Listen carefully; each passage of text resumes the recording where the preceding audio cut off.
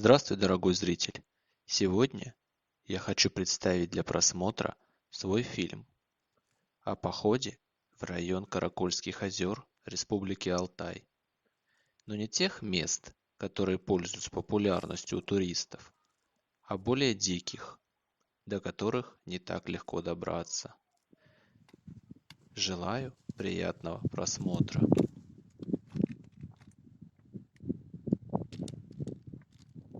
Вот такие интересные места встречаются. Это ведь почти вершина перевала. И здесь кто-то не поленился, установил раз, два, три, четыре, пять, шесть. Я вот 6 лавочек вижу. Их может даже больше. Такие интересные вещи происходят. Это ведь кто-то отпиливал, вез на конях, потому что на чем еще сюда заехать можно. И установил. Еще необычная находка для гор. Удочка. Ну, как необычная. Возможно, на этих озерах водится хариус. И удочка предназначалась для этого.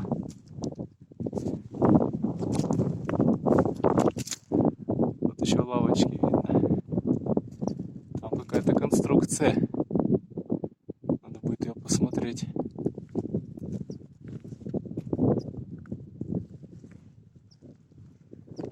В общем, все стало на свои места.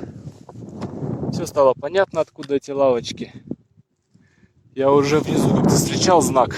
Здесь проходило какое-то мероприятие. Я так понимаю, что-то вроде трейл рейдинг, он называется, пробег в горах.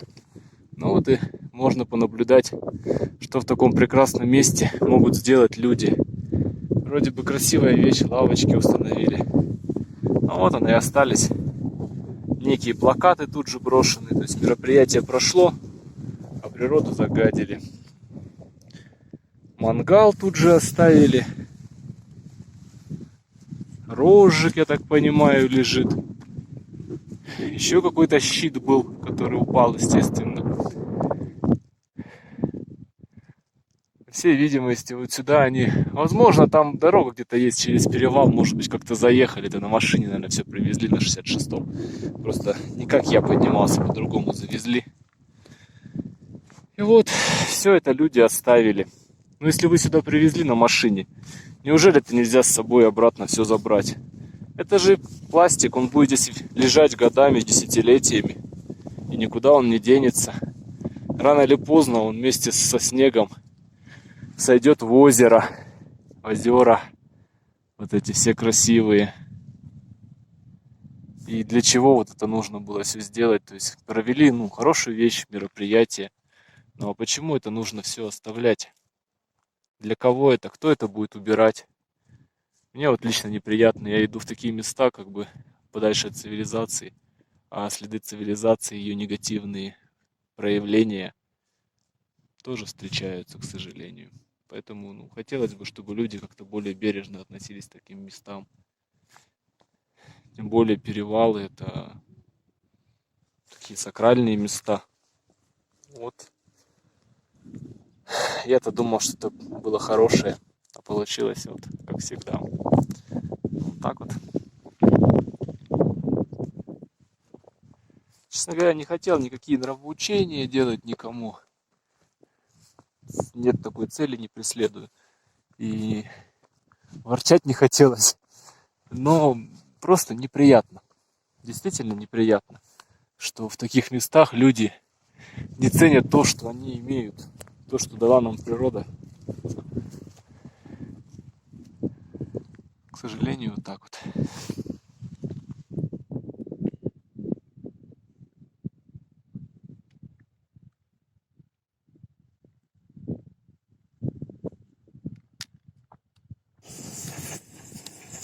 Видно, как соседнюю гору поливает дождем мощным.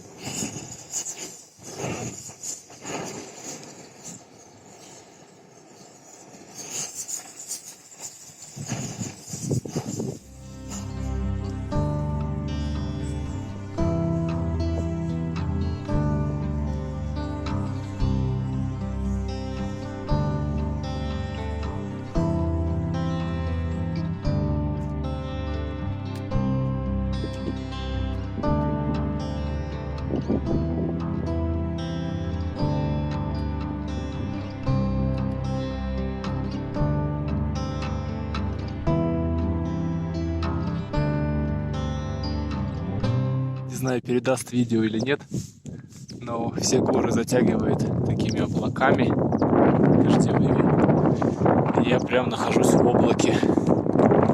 Видно, как оно идет, затягивается. Начинается дождик. Надо побежать к озеру. 2 километра написано еще до озера.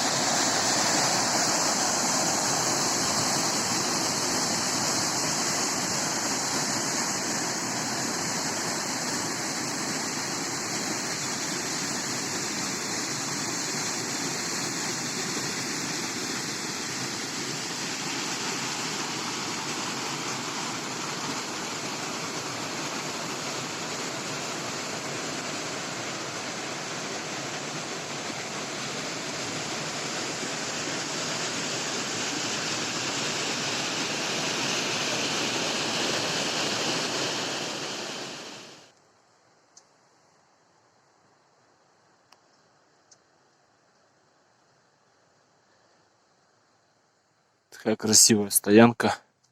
Хорошая стоянка, кстати говоря. Есть дрова нарубленные. Сиденье, место под палатку. Но я хочу успеть дойти до озера Вероника. Поэтому, наверное, я воздержусь от этой стоянки. Хотя стоянка очень хорошая. Озеро Вероника.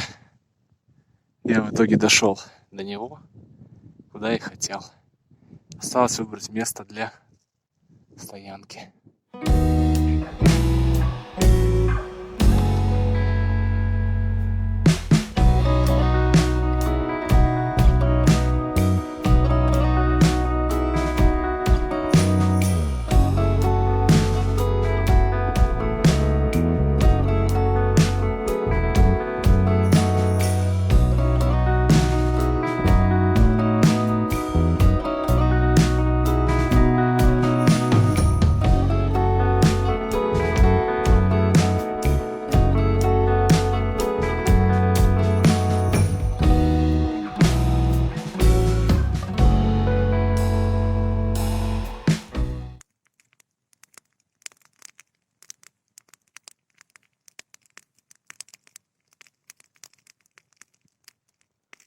Вот такое интересное изобретение сделал на трекинговых палках.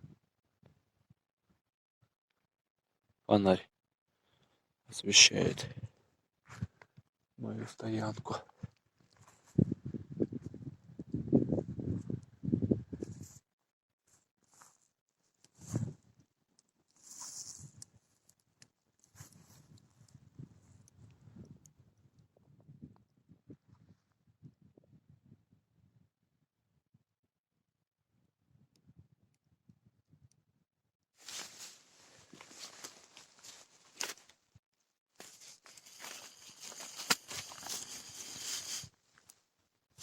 На улице 16 и падает температура у земли. Посмотрим, сколько вода.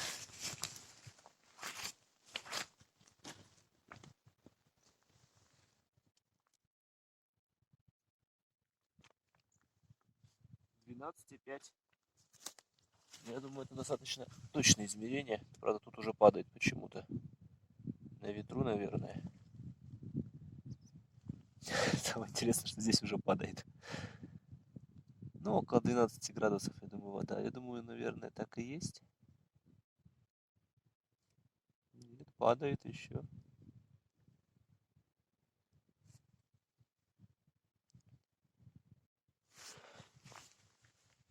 Вчера вечером было на улице до 6 где-то 5 градусов падала температура. После дождя уже солнце на закат когда ушло.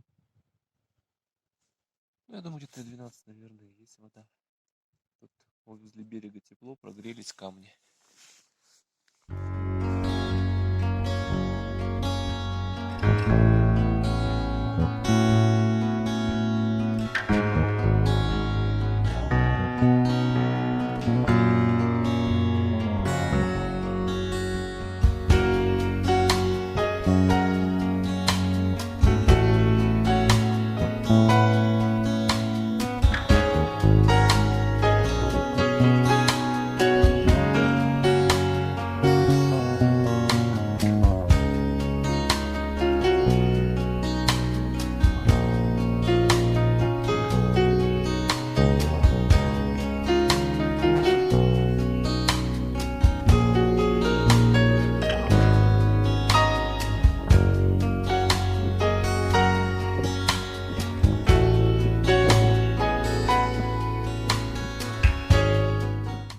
Вот здесь видно хорошо раздел по долинам. Вот влево пойдет долина туда, в сторону горных духов, а вправо это подъем в сторону Бая-Югских озер. Но я туда в этот раз не пойду, так как по времени достаточно ограничен. Там в окружную потом идти очень большой путь. Вот виднеются цветы. Их называют жарки. И огоньки я еще слышал название. Насколько мне известно, они занесены в Красную книгу. Уж не буду говорить субъекта или России. Но цветы очень красивые. Июльский снег. Ну, точнее, он еще зимний снег, конечно. Он просто здесь не тает.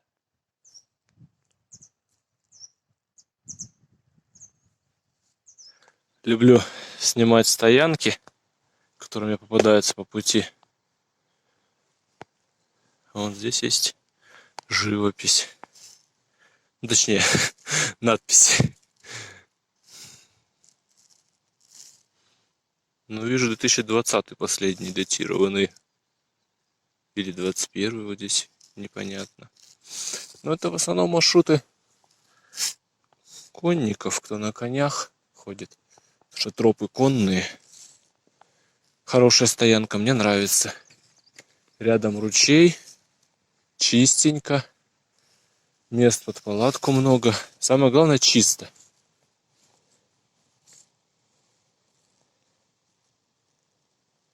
Вот там банки спрятаны под камнями.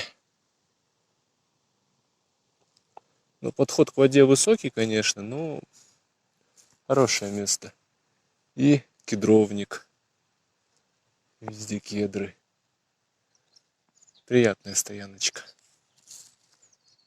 Уже кедровый орех есть. Вот можно посмотреть на кедре.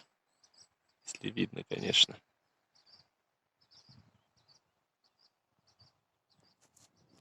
Вот оттуда слева я вчера пришел.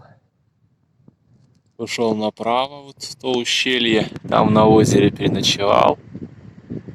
И сегодня я поднялся вот оттуда снизу.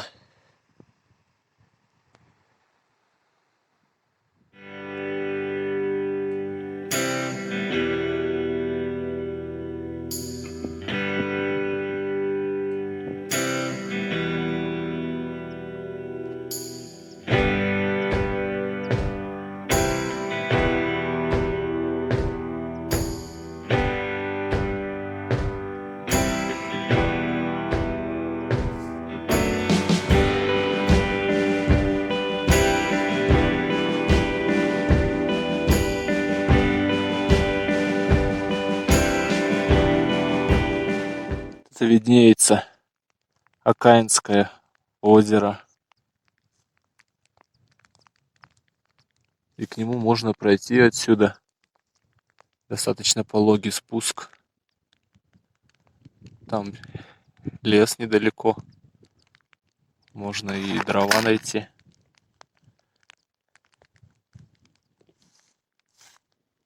Красиво.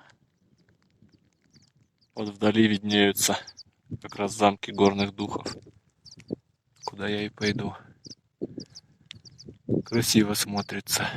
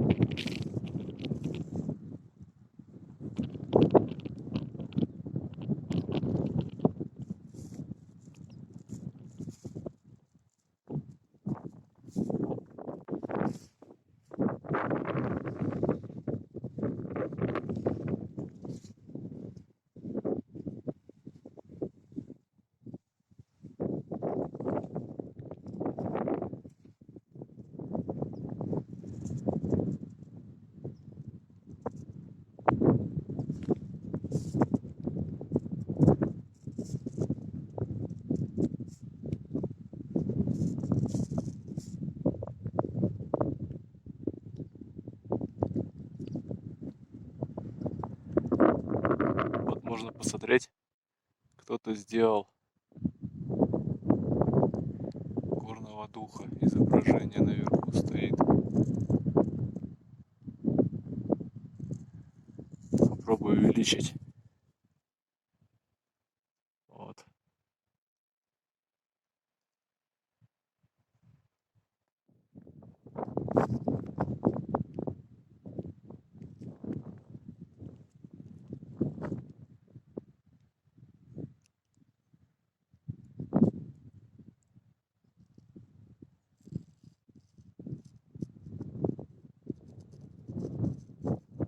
Такие вот кедровые стоянки. По всей видимости, еще помимо конников здесь, наверное, шишкари, скорее всего. Ну, шишка. Еще зеленая, я вот сорвал пару штук. Они еще совсем зелененькие. Не созрели, рано еще, конечно. Замечательная просто стоянка. И дрова есть. Гриб есть. А он ведь недавно сорванный. Ну-ка, посмотрим. Но он свежий. Он же еще не почернел. Масленочек. Значит, совсем недавно кто-то был.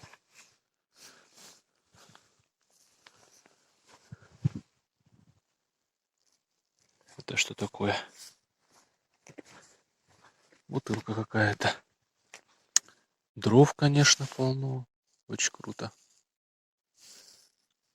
Вот такая вот стоянка.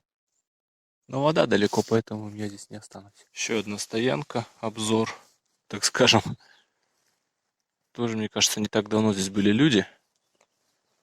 Наверное, то, что валяется некий куст травы, который еще не поник. Ну, так погрязнее, конечно, уже стояночка. 3 кедры называется. Особенно вот удручает количество банок вот этих вот обгоревших. Место так тоже красивое. Пойдем дальше.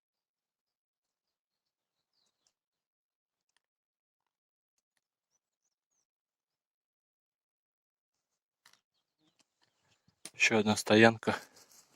Классная, но тоже вода так далеко. А вода мне нужна. Вот думаю, что делать, потому что сюда пробирался тяжело. Стоянка красивая. Место такое открытое. Дрова есть.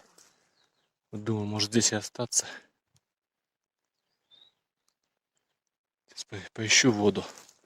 Остаюсь однозначно здесь, на средней кедровой стоянке. Мне она очень понравилась. А место я выбираю очень тщательно для станования, для ночевки. Мне очень нравится. Вода, относительно близко.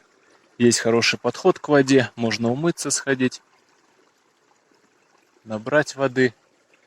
В отличие от первой стоянки, мне нравится то, что, точнее, предпоследнюю я смотрел, нижнюю кедровую. Мне понравилось в этой стоянке то, что здесь очень открытое место. Я люблю открытое место, чтобы было видно все хорошо. Поэтому мне здесь нравится, я остаюсь. Пойду налаживать стан.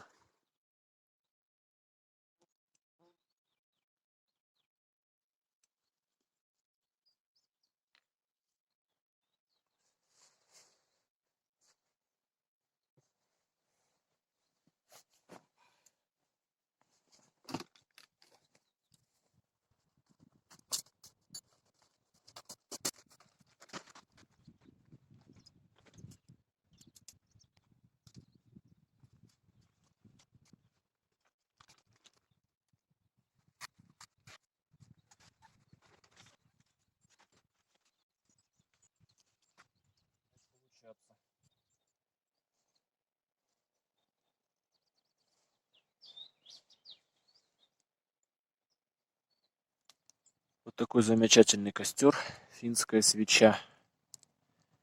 Сегодня я, наверное, на костре буду готовить, так как, во-первых, я немножечко сломал газовую горелку, это раз. А во-вторых, я почему-то не подрасчитал газа. Либо он у меня на ветру очень сильно ушел, вот там более высоко в горах. Вот такую сделал уже стояночку. Сушится у меня там дождевик, который промокает. Накидка. Палатка уже стоит. Тут у меня будет готовиться ужин. Сейчас пойду умываться за водой. И буду уже... Ой, еще и жимолость у меня тут рядышком растет, оказывается. Вот здесь. Здорово так. Уже оделся в одежду, в которой я на стоянке нахожусь. Тепло, хорошо мне. Сушатся мои ботинки, все промокшие вчера.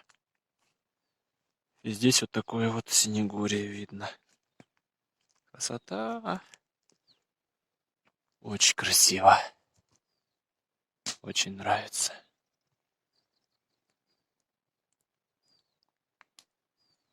Стоянка просто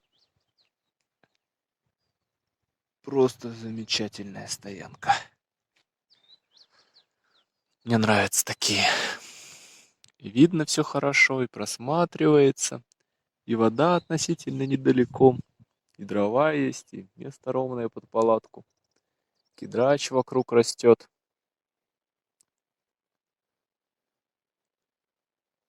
Все, пойду умываться. Если отдых, то такой. Прекрасное место, прекрасный отдых. Костерочек чуть прогорает. Но я специально хочу, чтобы он прогорел, чтобы он шел менее сильным, чтобы я мог на нем сварить суп на костре. А еще мне уже фонарик приготовлен. Вот там наверху. Я его включу, потом будет подсвечиваться моя стояночка. Люблю такие теплые стоянки в лесу. Ветра мало. Точнее, его почти нету. То есть в каждой стоянке есть своя прелесть. Более высоко в горах там свои особенности. Здесь такие теплые стоянки, как я их называю. Потому что и костерочек, и так как-то тепло. Хорошо. Потому что вчера костерок у меня получился такой скудный, потому как совершенно там не было дров.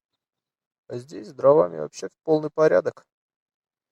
Я завтра посмотрю, как здесь спуск дальше идет. И места мне очень понравились. И я не исключаю, что я сюда приду осенью даже.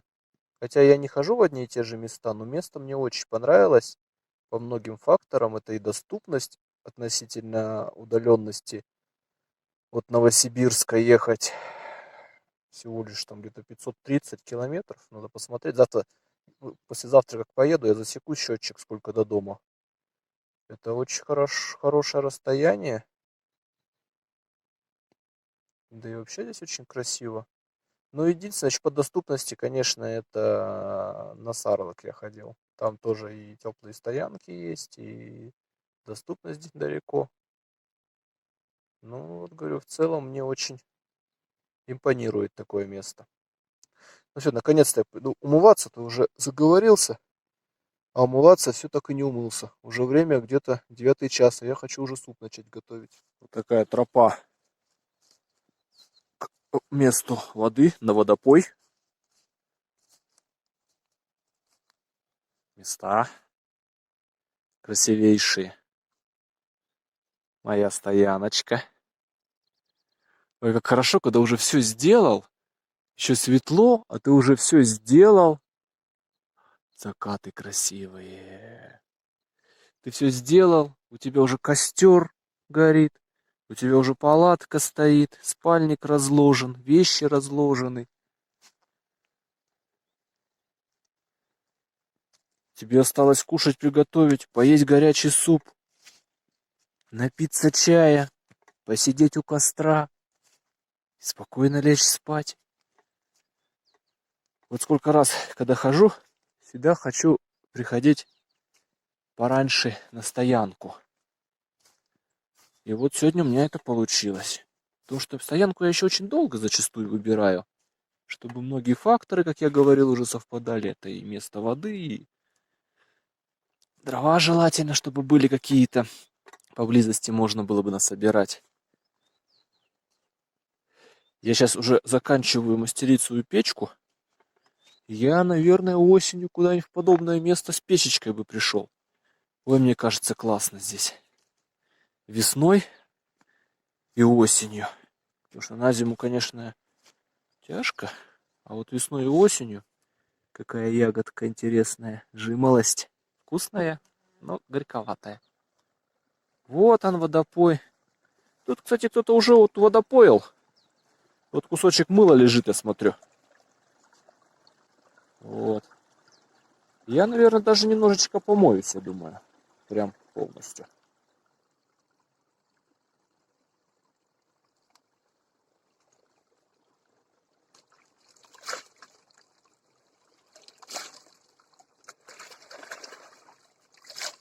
Красивый закат освещает верхушки кедров. Закат, заходящее солнце. Очень красиво.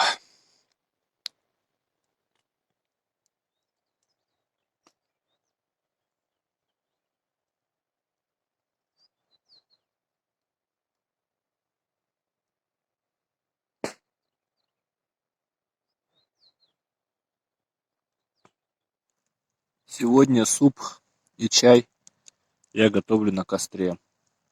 Благо котелок армейский позволяет это сделать. Связано это с тем, что я не подрасчитал газ, и мне кажется, мне надо его сэкономить на завтра, когда у меня не будет костра. У меня остался один баллон, и мне кажется, ну, он даже уже начатый, то есть не полный. И мне кажется, завтра утром, в обед, вечером мне нужен будет газ. Поэтому сегодня я решил сэкономить. Конечно, он закоптился, котелок. Ну, мне кажется, я отчасти отмою его. Ну и в целом, наверное, это не самый большой минус, который может быть. Так вот, горит костер. Очень долго котелок грелся на костре. И я придумал вот такую импровизированную печь на углях. И сразу вода закипела. Такая печь из бревешка, такой вот полежка. Видимо, на углях очень большая температура, раз так горит.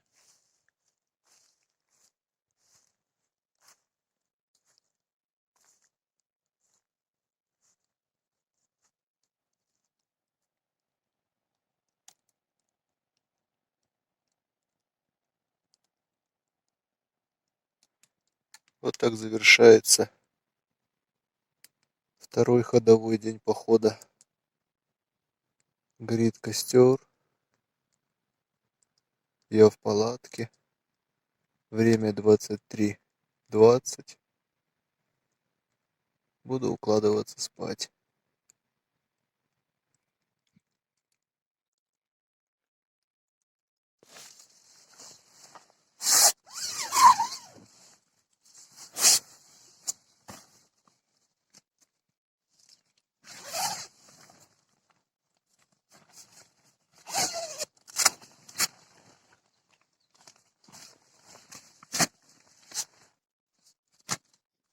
Вот и подошел к концу мой поход.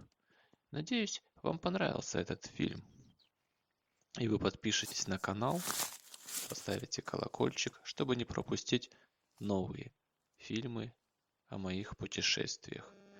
Я же, в свою очередь, по мере возможности, буду снимать новые сюжеты и публиковать их на данном канале. Всем спасибо за внимание. До новых встреч.